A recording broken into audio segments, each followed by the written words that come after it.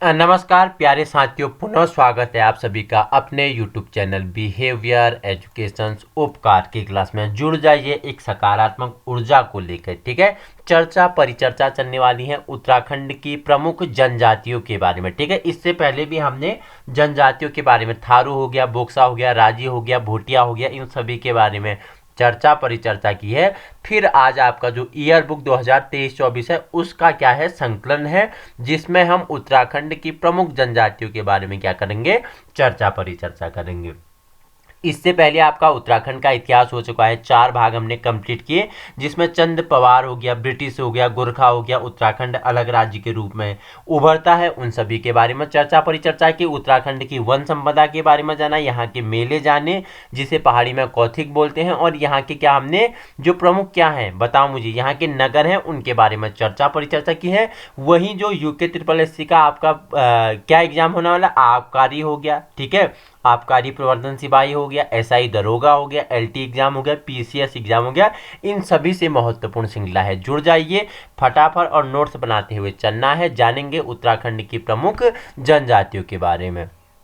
देखियो, अब जानते हैं जनजातियां क्या हैं। ठीक है, जनजातियों की आबादी सर्वाधिक कहाँ है, अफ्रीका में है। ठीक है, उसके बाद भारत में सर्वाधिक है। जनजातियों की अगर सबसे अधिक आबादी की बात करूं तो अफ्रीका, ठीक है, अफ्रीका, और उसके बाद आपका भारत है। ठीक है, उसके बाद आपका भारत में नंबर आता है। भारत के कहाँ, अंडमान निकोबार द्वीप समूह सहित भारत में निवास करने वाली 700 से अधिक जनजातियां और आदिम जातियां मूल रूप से 4 आदिम मानव जातियों की शाखाओं में सम्मिलित हैं। ठीक है, इनमें पहली शाखा नीग्रिटो, ठीक है, पहली शाखा क्या है, नीग्रिटो मानी जाती है, जिसकी शाखा है ओंगे हो गया, जरावा हो गया, सेंटिलिनी हो गया, जैसे अंडमान निकोबार द्वीप समूह की आदिम जातियां हैं। ठीक है, पहली जाति अगर बात करूं तो उसमें आपका कौन सी जाति आती है, तो उसमें नीग्रिटो आती है। ठीक है, उसकी अन्य शाखाओं की बात करूं तो उसमें ओंगे हो गया, ठीक है, ओंगे हो गया, जरावा हो गया, सेंटिलिनी हो गया, जो ये कहाँ पे, अंडमान निकोबार द्वीप समूह की आदिम जातियां हैं। ठीक है, इनका अस्तित्व खतरे में है, इनका अस्तित्व क्या है, खतरे में है।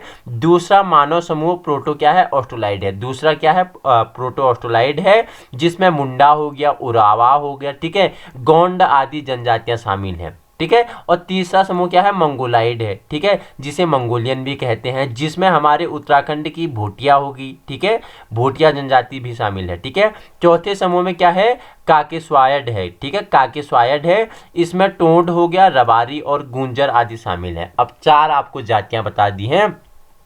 पहला आपको क्या बताया, नीग्रिटो बताया, उसकी अन्य शाखाओं में ओंगे बताया, जरावा बताया, सेंटिलिनी बताया। ठीक है, दूसरा आपका क्या बताया, दूसरा आपका बताया प्रोटो ऑस्ट्रोलाइड, ठीक है, इसकी शाखा हमने क्या बताया, मुंडा, उरोवा और गोंड बताया। ठीक है, तीसरा हमने क्या बताया, मंगोलाइड या जिसे मंगोलाइन बोलती है, जिसमें क्या उत्तराखंड की भोटिया जनजाति भी शामिल है। चौथा हमने क्या, काकेस्वाइड जनजाति बताई, जिसमें टोड, रबारी और गुंजर आदि शामिल है। ठीक है, उत्तराखंड में भोटिया, जौनसारी, थारू, बोक्सा और राजी जनजाति निवास करती है। उत्तराखंड में देखो, पहला आपकी भोटिया होगी, दूसरा जौनसारी, तीसरा थारू, चौथा बोक्सा, पांचवा राजी। 5 जनजातियां यहाँ पे क्या करती हैं, निवास करती हैं। सन 2011 की जनगणना में उत्तराखंड की जनजातीय आबादी कितनी, बताओ मुझे, कितनी थी, तो कितनी थी, तो 2,91,903 दर्ज की गई है। इनमें से पुरुष 1,48,669 तथा महिलाओं की बात करें तो 1,43,234 महिलाएं इसमें शामिल हैं।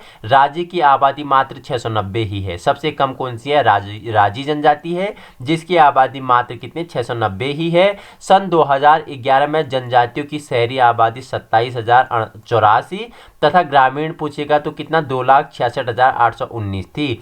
इनमें से सर्वाधिक 1,23,037 जनजातीय आबादी उधम सिंह नगर में, और इसके बाद 1,11,663 देहरादून जनपद में दर्ज हुई। ठीक है, तो ये कौन सी जाति के बारे में आपने जाना, तो ये आपने किसके जाना, एक जनजातियों के बारे में छोटा सा, कि कौन सी जनजाति उत्तराखंड में कितना निवास करती है। ठीक है, तो आपकी पहली जाति है भोटिया, तो जान लेते हैं भोटिया के बारे में। ठीक है, इस जनजाति की परंपरागत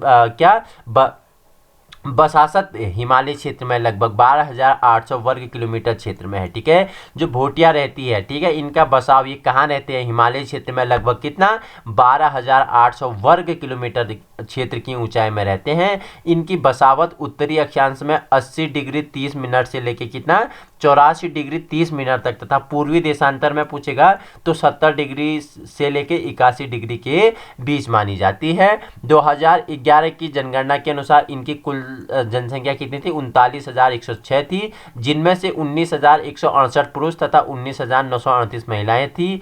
ये लोग अन्य जनजातियों की तुलना में नाक, नक्श एवं शारीरिक बनावट में कुछ भिन्न मंगोलाइड बनावट के हैं। भाषाई तौर पर ये तिब्बतियों के अधिक करीब हैं। इस संपूर्ण क्षेत्र की ऊंचाई अगर बात करूं तो 2100 से 3500 मीटर है। धारचूला के भूटिया को रो या रड तथा मुंशियारी वाले को सौका के नाम से जाना जाता है। ठीक है, जो धारचूले के भूटिया है इसे रो या रड के नाम से जाना जाता है। ठीक है, मुंशियारी वालों को सौका के नाम से जाना जाता है, जबकि चमोली में भूटिया को मारछा या तोलछा उपजातियों में देखा जाता है। जाडुंग तथा नेलंग घाटियों की भूटियाओं को जाड़ कहा जाता है। ठीक है, जो जाडुंग तथा नेलंग घाटियों की भूटियां हैं इन्हें क्या जाड़ कहा जाता है, जो जाड़ बौद्ध धर्म को मानते हैं। जाड़ किसे? बौद्ध धर्म को मानते हैं। ठीक है, तो ये आपका भूटिया जनजाति थी। इससे आपको कुछ इंपॉर्टेंट फैक्ट बता देता हूँ। ठीक है, देखो आदिवासी क्या होता है। देखो प्रायतः सुदूर एवं आंतरिक भागों में अपने समाज के साथ एकांकी जीवन व्यतीत करने वाली जाति समुदाय को आदिवासी अथवा जनजाति के नाम से पुकारा जाता है। हिमालय के आदिवासी मुख्य रूप से मंगोलाइड मूल के हैं जो पूर्ण रूप से प्रकृति पर निर्भर हैं। ठीक है, तो अब आप जान चुके हैं कि आदिवासी किसे कहते हैं। ठीक है, भोटिया की बात करूं तो देखो तिब्बत, चीन, नेपाल के सीमावर्ती क्षेत्र को भोट प्रदेश कहा जाता है। ठीक है, तिब्बत हो गया, चीन हो गया, नेपाल हो गया। ठीक है, इसके सीमावर्ती जो क्षेत्र है उसे भोट प्रदेश कहा जाता है, जो महान हिमालय तथा जस्कर श्रेणियों के मध्य या जास्कर श्रेणियों के मध्य भाग में है। इसमें निवास करने वाली जनजातियों को भोटिया कहते हैं। उत्तराखंड के 3 सीमांत जनपदों में उत्तरकाशी, चमोली और पिथौरागढ़ में यह जनजाति निवास करती है। भोटिया कहाँ? उत्तरकाशी, चमोली और पिथौरागढ़ में निवास करती है। ठीक है, अब हम जानते हैं किसके बारे में? जौनसारी के बारे में। ठीक है, तो देखो जौनसार बाबर जनजाति क्षेत्र देहरादून जनपद के चक्राता और कालसी विकास खंडों में लगभग कितना 552.14 वर्ग किलोमीटर तथा 334.5 वर्ग मील में यमुना और टोंस नदियों के बीच फैला हुआ है। जौनसारी कोई जाति नहीं बल्कि जौनसार बाबर क्षेत्र की उपजातियों का ही एक समूह है। विशिष्ट रीति रिवाज वाले इस मानव समूह के कारण ही इस क्षेत्र को अनुसूचित जनजाति का संवैधानिक दर्जा प्राप्त हुआ है। 2011 की जनगणना में जौनसारियों की जनसंख्या 88,664 दर्ज की गई, जिसमें 46,020 पुरुष और 42,644 महिलाएं थी। सन 2001 की जनगणना में चक्राता ब्लॉक में जौनसारी आबादी कितनी थी? 35,166, कालसी में 33,103 और विकासनगर ब्लॉक में 11,130 दर्ज की गई। तो ये आपकी जौनसारी जाति थी। आइए जानते हैं कुछ अन्य फैक्ट। ठीक है, किन्नर क्या होते हैं? देखो हिमाचल प्रदेश के किन्नौर जनपद की जनजाति है। ठीक है, किन्नर कहाँ की है? हिमाचल प्रदेश के किन्नौर जनपद की क्या है? जनजाति है, जिन्हें वर्तमान में किन्नौरा कहा जाता है। वर्तमान में इनको किस नाम से? किन्नौरा कहा जाता है। प्राचीन किन्नर देश का यह भाग महान हिमालय तथा जास्कर पर्वत श्रेणियों के मध्य स्थित है। ठीक है, किन्नर आप जान चुके हैं। अब जान लेते हैं जाड़ के बारे में। उत्तरकाशी जनपद उत्तराखंड हिमालय में भागीरथी और ऊपरी घाटी में निवास करने वाली भोटिया जनजाति को जाड़ कहा जाता है। उन्हें तिब्बत की हुणियों जातियों से भी संबंधित माना जाता है। इनका मूल गांव जाडुंग के समीप स्थित कहाँ? जनकताल है। कहाँ है? जाडुंग के समीप स्थित जनकताल है, जो एक प्राचीन पूजा स्थली है। ठीक है, तो जाड़ के बारे में भी आप जान चुके हो। आपने भूटिया और जौनसारी के बारे में जान चुके हैं। अब हम परिचर्चा कर लेते हैं किसके बारे में? थारू के बारे में। ठीक है, थारुओं की बसावट जहाँ रहते हैं उत्तराखंड के तराई क्षेत्र से लेके बिहार तथा उत्तर प्रदेश, नेपाल तक फैली हुई है। कहाँ? थारू उत्तराखंड के तराई क्षेत्र से लेकर बिहार तथा उत्तर प्रदेश में नेपाल तक, उत्तर प्रदेश के नेपाल तक, उत्तर में नेपाल तक। ठीक है, उत्तर के नेपाल तक ये फैली हुई है। उत्तराखंड में इनकी आबादी मुख्यतः नैनीताल जनपद के सितारगंज तहसील तथा उधम सिंह नगर की खटीमा तहसील में स्थित है। ठीक है, थारू कहाँ पे? नैनीताल जनपद के कहाँ? सितारगंज तहसील तथा उधम सिंह खटीमा में ये बसे हुए हैं। पौड़ी जनपद में कहाँ? लालढांग। कहाँ? पौड़ी जनपद के लालढांग क्षेत्र में भी थारू की बस्तियां हैं। 2011 की जनगणना में इनकी कुल संख्या 91,342 थी, जिनमें से 45,884 884 पुरुष एवं 45,458 महिलाएं थी। खटीमा में इनकी आबादी 1991 की जनगणना के अनुसार 40,645 तथा सितारगंज में 26,188 और 2011 की जनगणना में थारू की जनसंख्या की बात करूं तो 91,342 दर्ज हुई है। उस समय दोनों विकास खंडों में थारू के 13,368 परिवार रहते थे। ये खुद को महाराणा प्रताप के सैनिकों के वंशज मानते हैं। ठीक है, जो क्या है आपके, जो आपके थारू हैं ये खुद को महाराणा प्रताप के सैनिकों के क्या मानते हैं, वंशज मानते हैं। आइए जानते हैं कुछ एक्स्ट्रा फैक्ट जो आपके लिए इंपॉर्टेंट होगा। थारू, बोक्सा एवं अन्य जनजातियों की महिलाएं हेतु विशेष प्रोत्साहन योजना। थारू, बोक्सा एवं अन्य जनजातियों की महिलाओं को रोजगार से जोड़े जाने हेतु विभिन्न शिल्पी और प्रशिक्षण प्रदान किए जाने हेतु योजना प्रारंभ की गई है, जिनमें 2 माह तक विभिन्न शिल्पों में प्रशिक्षण प्रदान किया जाता है, जिसके फलस्वरूप परंपरागत एवं नवीन शिल्पों के विभिन्न डिजाइनों के नए उत्पाद विकसित कर लाभार्थियों के कौशल में अभिवृद्धि का रोजगार में नए अवसर सृजित किया जाते हैं। ठीक है, तो आइए अब जानते हैं बोक्सा के बारे में। ठीक है, बोक्सा जातियां जनजाति के बारे में जान लेते हैं। इस जाति के लोग नैनीताल जनपद के रामनगर, उधम सिंह नगर के बाजपुर, काशीपुर, गद्दरपुर, देहरादून जनपद के डोईवाला, सहसपुर तथा पौड़ी जनपद के डुगड्डा विकास खंडों में निवास करते हैं। जनसंख्या की दृष्टि से बोक्सा आबादी का 63.60% भाग नैनीताल जनपद में निवास करती है। इस जाति के लोगों को 1967 में प्रदेश की 4 अन्य जातियों के साथ अनुसूचित जनजाति की श्रेणी में शामिल कर दिया गया और 2011 की जनगणना में बुक्सा या बोक्सा को आबादी कितनी 54,037 कितना 54,037 दर्ज हुई है, जिसमें से 27,836 पुरुष और 26,201 महिलाएं थी। राज्य में जनजातियों का तीसरा सबसे बड़ा समूह है। सन 1981 में बोक्सा को आदिम जातियों में शामिल कर दिया गया। बोक्सा को कब आदिम जातियों में शामिल कर दिया गया, तो 1981 में शामिल कर दिया गया। सन 2001 की जनगणना में बोक्सा आदिम जनजाति की आबादी 46,771 दर्ज हुई है, जो कि कुल जनजातीय आबादी का 18.3% थी। ठीक है, तो ये आप किसके बारे में जान चुके हैं, आप बोक्सा के बारे में आपने जान लिया है। अब आपकी क्या है, अंतिम जनजाति है कौन सी, राजी। अब हम परिचर्चा करने वाले हैं राजी के बारे में। ठीक है, भारत की विलुप्त होती आदिम जातियों में वन राजी या वन रौत जाति भी शामिल है। राजी मूलतः आदिम आखेटक संग्रह जाति के हैं। ठीक है, जो शिकार करते हैं, आखेटक जो आखेट करके संग्रह शिकार को संग्रहण करते हैं, ये जाति के राजी हैं। यह विशिष्ट जाति भारत के पिथौरागढ़ से लेकर दक्षिणी नेपाल तक पाई जाती है। कहाँ पाई जाती है, पिथौरागढ़। ठीक है, सोरघाटी, ओम पर्वत। ठीक है, तो पिथौरागढ़ से लेकर दक्षिणी नेपाल तक पाई जाती है। इनको 1967 में जनजाति का दर्जा मिला। कब राजी को जनजाति का दर्जा मिला, तो 1967 में। ये डेट याद रखना कि राजी को कब जनजाति का दर्जा मिला, तो 1967 में से क्या जनजाति का दर्जा मिला।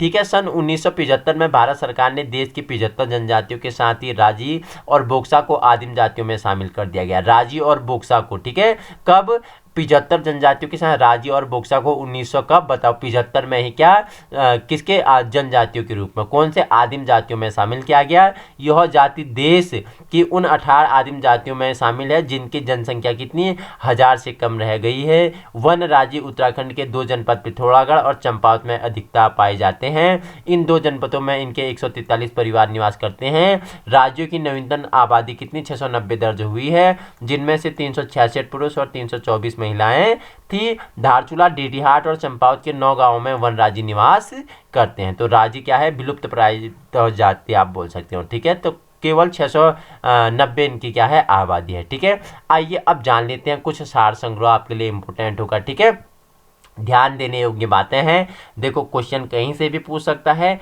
इसलिए आपकी तैयारी क्या होनी चाहिए, एक हाई लेवल की तैयारी होनी चाहिए। ठीक है, उत्तराखंड सरकार ने राजकीय सेवाओं, शिक्षण संस्थाओं, सार्वजनिक उद्यमों, निगमों एवं स्वायत्तशासी संस्थाओं में आरक्षण के लिए नया शासनादेश जुलाई 2001 में क्या किया, जारी किया है। इसके तहत अनुसूचित जाति को 19% और अनुसूचित जनजाति को 4% और भूतपूर्व सैनिकों को 2%, विकलांग व्यक्तियों को 3% और स्वतंत्रता संग्राम सेनानियों के आश्रितों को 2% आरक्षण देने का प्रावधान किया गया है। ठीक है, 2001 जुलाई में क्या किया गया, एक आरक्षण के लिए एक नया शासनादेश जारी हुआ, जिसमें अनुसूचित जाति को 19% और अनुसूचित जनजाति को 4%, भूतपूर्व सैनिकों को 2%, विकलांग व्यक्तियों को 3% और जो स्वतंत्रता संग्राम सेनानियों पे आश्रित हैं उन्हें 2% आरक्षण देने का प्रावधान किया गया है। ठीक है, देखो परिसीमन 2008 के पश्चात उत्तराखंड विधानसभा की कुल सीटों में 13 सीटें अनुसूचित जाति व 2 सीटें अनुसूचित जनजाति के लिए आरक्षित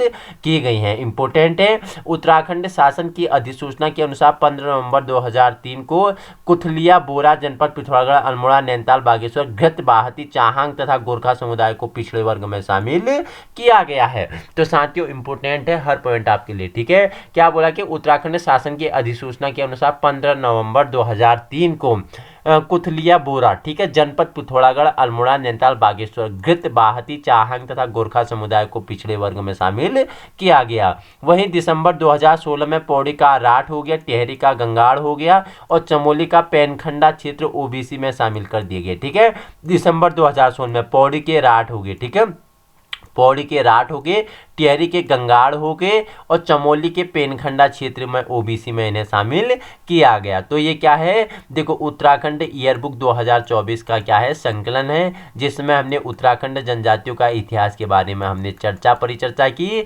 जनगणना 2011 के अनुसार। ठीक है, तो आपके लिए होमवर्क है, आपके लिए क्या है, होमवर्क है, उत्तराखंड में सर्वाधिक कौन सी जनसंख्या रहती है और निम्न जनसंख्या किसकी है। ठीक है, कौन विलुप्त प्राय है, आप मुझे कमेंट में बताएंगे। और इसी प्रकार की वीडियो पाने के लिए आप अपने यूट्यूब चैनल बिहेवियर एजुकेशन उपकार की क्लास को क्या कर सकते हो, संलग्न कर सकते हो। और इसी प्रकार की वीडियो पाने के लिए समय पर आप चैनल को क्या कर सकते हो, सब्सक्राइब कर सकते हो और वीडियो को उन लोगों तक पहुंचाने की कोशिश करें जिन पे क्या है, संसाधनों के अभाव है। Thank you so much.